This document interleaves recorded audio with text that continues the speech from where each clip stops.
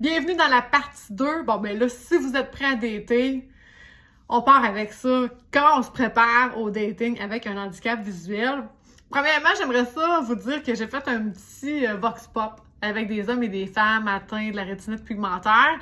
Et puis, j'aimerais vous dire c'est quoi les jugements qu'on s'impose ou qui reviennent de la part des personnes avec la rétinite pigmentaire pour ce qui a trait au dating. Donc, j'ai posé la question, est-ce que vous le dites ou vous le dites pas que vous avez une déficience visuelle? Du moment où vous avez un premier contact avec cette personne-là, que ce soit téléphonique, par message texte, peu importe, avant même de vous avoir rendu physiquement à une date. Donc, j'en ai qui m'ont répondu, écoute, moi quand même que je devrais le cacher, je peux pas, j'ai besoin de ma canne tout le temps. Fait que ça règle le problème, là, je pourrais pas me présenter en date, pas de canne. Puis bon, fait que ça règle le problème. J'ai d'autres personnes qui me disent, moi j'attends à la première date de voir si cette personne-là m'intéresse. Parce que si elle m'intéresse pas, je veux pas m'étaler sur tout mon dossier médical puis ma vie avant même de savoir, c'est ça, si on va se revoir pour une deuxième date. Et là, si j'ai une deuxième date, là, je vais aborder le sujet puis je vais voir si ça confronte la personne ou pas. Du côté des hommes, j'ai eu beaucoup le côté protecteur. Les gars ont l'impression que parce qu'ils conduisent plus, ils perdent ce côté-là de protection de la femme, tu sais, parce qu'ils voient pas bien. Fait qu'ils disent, moi je le cache, c'est ça jusqu'à la première date parce que je veux pas que la fille parte tout de suite avec un jugement. Je veux qu'elle puisse voir que je me débrouille tout seul, tout ça, avant de porter un jugement que sur la maladie, avant même d'avoir compris mes valeurs puis ma personnalité. J'en ai d'autres qui m'ont dit, moi je le dis parce que je vais arriver en autobus puis j'ai pas le goût d'avoir 56 questions, tu sais, comment c'est que t'as pas d'auto, puis bon, fait que je règle ça tout de suite en partant.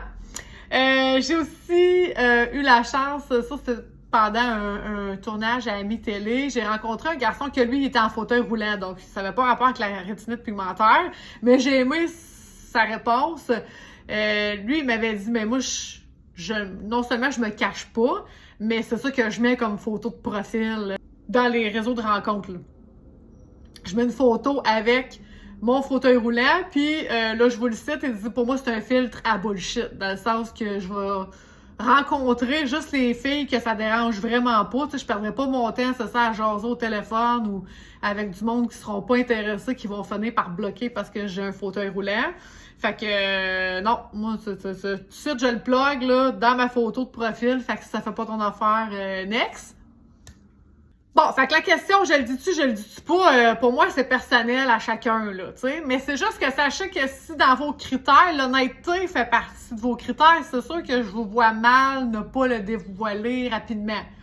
OK? Puis dans le rapidement, ça va dépendre, tu sais, est-ce que vous allez vous parler au téléphone 4-5 fois avant de vous rencontrer en personne ou la rencontre en personne va arriver assez vite? Tu sais, c'est là aussi que ça peut différer. Donc, mais c'est sûr que pour moi, si l'honnêteté, ça fait partie de vos critères, je vous encourage fortement à l'être le plus rapidement possible. C'est ça, transparent de votre côté aussi.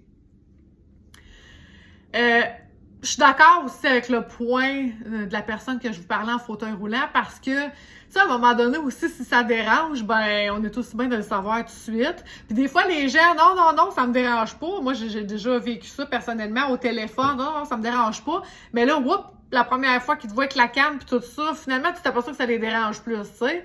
Ou ça les dérange pas quand ils sont tout seuls avec toi, mais quand il y a d'autres mondes, quand leurs amis sont là, quand, tu sais, ils deviennent malaisés, mal à l'aise, puis tu te sens, tu le sens, là. Tu as le feeling que, finalement, ils sont pas si indifférents que ça à la canne puis à l'étiquette que ça nous met dans le front. Puis je peux comprendre, sauf que c'est ça, c'est pour ça que moi, en tout cas, avant, j'allais dater sans ma canne. Puis je me disais, la personne était au courant que j'avais une maladie, tout ça, mais j'allais pas dater avec la canne. Puis je me disais, je vais voir avant, c'est ça, si la personne est intéressée puis qu'on se revoit pour une deuxième date, OK, tu sais, je vais l'exposer éventuellement. Mais maintenant, honnêtement, je vais l'apprendre. Si jamais j'ai à dater à nouveau, je vais l'apprendre puis je vais m'assumer là-dedans parce que je me dis, ça, s'il est mal à l'aise, c'est aussi bien de le savoir tout de suite. Puis moi aussi, tu sais, je vais arrêter de perdre mon temps si c'est quelque chose qui rend la personne désemparée. Puis c'est correct, tu sais, je peux pas juger ça. Vaut mieux justement le savoir dès le départ. Alors, quand vous aurez établi la façon que vous voulez faire ça, là, je vous donne des trucs pour dater. C'est sûr que je vous dirais de choisir un lieu connu. OK? Puis l'heure aussi, elle peut être importante. Tu sais, si c'est pour vous stresser de vous en revenir à noirceur, vous êtes peut-être mieux d'aller dater le jour. Un lieu connu que vous avez déjà vu, ou en tout cas, tu sais, vous savez déjà sont où les toilettes, là, disons que c'est un restaurant, tout ça, ben que vous soyez capable de bien vous orienter, ça va moins vous stresser aussi pour la première fois. Moi, je vous encourage fortement à être transparent dès la première date sur vos besoins. Dans le sens que la personne, là, il faut que... Ça c'est un jugement qui revient souvent, on l'a vu. La personne qui est voyante va souvent penser qu'elle va devenir aidant naturel, là, OK? Qu'elle va être obligée de faire tout pour vous autres, tu sais, puis de vous accompagner partout, puis de... Fait que si vous établissez tout de suite vos besoins, ben cette personne-là va déjà savoir à quoi s'attendre, tu sais, puis je vous dis pas de sortir une liste, là, c'est pas ça que je veux dire, mais tu sais, ça peut être juste, mettons, ben moi, j'ai besoin que si on s'en va dans un environnement qui est inconnu, que tu puisses me décrire ce qui se passe visuellement, ce qu'il y a alentour. Ou j'ai besoin d'être dans les endroits qui sont juste méconnus. Donc, tu sais, si on s'en va quelque part de nouveau avec toi pour la première fois, ça se peut que je te prenne le bras, ça se peut que, tu sais, c'est sûr que j'ai besoin que tu me guides un petit peu, juste parce que c'est la première fois que je vois cet endroit-là, puis que j'aurais pas de point de repère. Ça peut être aussi, ben regarde, moi, j'ai des activités que je fais pas parce que ça me rend mal à l'aise avec l'handicap ou je me sens pas bien de le faire. Donc, c'est sûr que, mettons, j'irai jamais faire du rafting avec toi, mais tu sais, j'ai plein d'autres choses que je fais. Tu sais, pour montrer à la personne que vous êtes une personne à part entière, vous comprenez, au-delà de l'handicap, c'est ça, il y a plein de choses que vous êtes capable de faire, puis que ce soit des activités ou dans vos déplacements, ou, tu sais, il faut vraiment que vous soyez capable de bien l'établir pour que cette personne-là puisse faire comme, ah, OK, ben finalement, c'est ça, c'est pas si pire que ça, tu sais, je m'étais fait une idée dans ma tête quand elle me dit la maladie, mais là, je me rends compte que, tu sais, elle se débrouille bien. Fait que ça met moins de pression sur l'autre aussi. Fait que vous partez sur des bases plus saines. Si jamais vous êtes vraiment pas habitué de dater, puis que, bon, peut-être vous avez été longtemps en couple, mettons, puis là, vous vous retrouvez célibataire, vous faites « Ah, tu sais, je suis plus sûre, là, de savoir comment ça marche, pis tout. » Vous pouvez faire une pratique aussi, là, avec un ou une amie, puis dire « Bon, ben là, tu sais, on fait semblant qu'on se date, on se pose des questions, juste voir la fluidité, puis ça va casser la glace un peu, fait que quand vous allez en faire une pour de vrai, mettons que c'est 2-3 semaines plus tard, ben là, vous allez déjà avoir comme une petite pratique, fait que ça va vous rassurer. Chose très importante, là, vous devez jamais accepter des comportements déplacés sur l'handicap, OK? Surtout pas dans les premières dates, vous connaissez pas. Fait que pour moi, il n'y a pas de place aux jokes sur l'handicap, ni sur le fétiche, là, tu sais. Je veux dire, la personne, elle vient vous rencontrer justement juste parce que vous avez un handicap, puis c'est ça qui l'intéresse, tu sais. Non. C'est le bon moment pour imposer vos limites, justement, puis de dire, ben moi, ça me convient pas.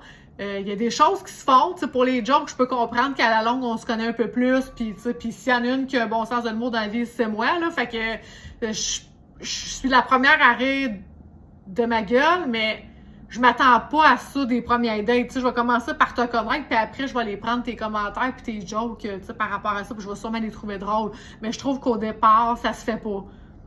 Au départ, je trouve que c'est le meilleur temps, justement, pour voir le respect de l'autre personne, l'ouverture. Donc, je m'attends à quelque chose de neutre pour commencer. C'est important de garder espoir aussi. Ça se peut que vous ayez des mauvaises expériences. Il faut pas se décourager. Il faut pas dire, bah, ben là, c'est ça, comme on a dit aux premières vidéos. Ça y est, ils sont tous pareils. Non, non, on tombe pas là-dedans. Okay? Tu peux être un peu déçu, oui. Mais on s'en va pas dans la frustration, là, tu sais. Puis peut-être que s'il y en a trop de dates qui se passent mal, ben là, peut-être qu'il faudrait que tu revoies, là, un petit peu ce que tu fais de pas correct. Est-ce que, justement, tu dates trop n'importe qui tout de suite, puis tu y vas à la chaîne, puis c'est ça qui fait que ça marche pas? Est-ce que t'as pas pris la peine, peut-être, de parler au téléphone avant? Puis ça t'aurait déjà donné un cue à savoir est-ce que ça vaut la peine que j'aille en date physiquement avec cette personne-là ou pas. Et ça, assurément, il y a quelque chose qui marche pas si jamais c'est échec par-dessus échec, là, puis que ça fait déjà 7, 8, 9 dates que vous faites avec 9 personnes différentes. À un moment donné, il y a quelque chose que vous devez revoir aussi. Mais découragez-vous pas, dites juste que bon, OK, c'est qu'est-ce que j'ai peut-être pas établi puis que je devrais regarder avant de poursuivre dans le dating. Puis, il faut pas penser non plus, dernier critère, que ça va arriver tout seul. Tu sais, je veux dire, si tu restes enfermé chez vous à écouter la télé, ça viendra pas cogner chez vous, la fille, là. OK? faut quand même que tu te mettes en danger un peu. Faut quand même que tu sois... Puis, les applications de rencontre, c'est pas fait pour tout le monde non plus. Mais, tu sais, est-ce que vous participez à des activités communautaires, sociales? Tu sais, est-ce que vous vous arrangez aussi pour rencontrer du monde? Des fois, il y a des clubs de marche. Des fois, il y a des soirées de dance country. Peu importe. Est-ce que vous parlez à vos amis? Hein? Y avez-vous des connaissances, des collègues au travail, tu sais, qui pourraient être intéressants, qui fitteraient avec ma personnalité? C'est sûr que, c'est ça, il faut quand même pousser un peu les choses si on veut que ça arrive, parce que sinon, ça n'arrivera pas tout seul, là. En conclusion, c'est ça, je vous dirais que dater avec un handicap, il n'y a pas beaucoup de différence, à part que vous devez vraiment vous assumer, OK, dans ce que vous êtes, dans ce que vous voulez, avec la canne, avec le chien guide, peu importe, c'est ça que vous êtes, ben c'est ça que vous êtes, OK? Donc, la personne qui va vous accepter comme ça, puis qui va répondre à vos critères en plus, en même temps, ben ça va être super, vous allez avoir atteint votre objectif de rencontrer quelqu'un qui va vraiment vous aimer pour qui vous êtes. Il faut aussi arrêter le... Comment on dit ça? Le stéréotype, là, tu sais, de t'es malvoyant et il faut que tu sortes avec un malvoyant. C'est quoi cette affaire-là? Ça n'a pas rapport, là. Tu sais, je dis pas si ça donne comme ça, puis vous rencontrez un malvoyant qui fit, tant mieux. Mais tu sais, je veux dire, faut arrêter de penser que vous avez pas le choix parce que personne d'autre va accepter ça, puis que, tu sais, ça sera pas pareil. Non. OK? Il faut vraiment enlever cette idée-là de votre tête. Parce qu'au final, ça n'a pas rapport, là. Tu sais, je veux dire, oui, il y a peut-être des choses qui vont être plus faciles avec un malvoyant parce que vous ne serez pas obligé d'expliquer plein d'affaires que des fois, il faut expliquer à des voyants parce que c'est pas toujours clair pour eux autres. Puis, surtout la rétinite pigmentaire, des fois, c'est bien difficile à expliquer parce que même nous autres, quand on le vit, on est comme, bah, je vois, mais je vois pas au complet, je vois pas partout, je vois pas dans le noir, mais je vois plus quand il fait clair, tu sais. C'est ça, c'est quand même compliqué. Fait que je peux comprendre que pour l'autre, des fois, ça devient mélangeant. Fait que des fois, un malvoyant, justement, ça peut être le fun dans le sens que t'as pas besoin de t'expliquer. Par contre, c'est comme si on dit, bon, ben, un sourd doit sortir avec une sourde, un gars en fauteuil roulant doit sortir avec une fille en fauteuil roulant. Tu sais, ça n'a pas rapport, là, je veux dire. Moi, ça me fait rire parce que c'est un autre jugement que j'ai entendu souvent. Ah, ben là, faudrait peut-être que tu choisisses quelqu'un qui est comme toi, comme moi. Ça veut dire quoi, comme moi? Qui est malvoyant? Ah, OK. Fait que ça peut être un gros épais, mais si malvoyant, ça va fitter. D'accord? Ça m'a toujours fait rire, tu sais, c'est ça. Je suis comme, ben mon Dieu, le monde, sont spécial. Donc, voilà. Si ça donne, tant mieux. Vous aurez moins d'explications à donner, mais si ça donne pas, pour moi, en tout cas, c'est vraiment pas ma vision des choses, ça. Je pense que chacun peut trouver une personne qui fit avec lui ou elle.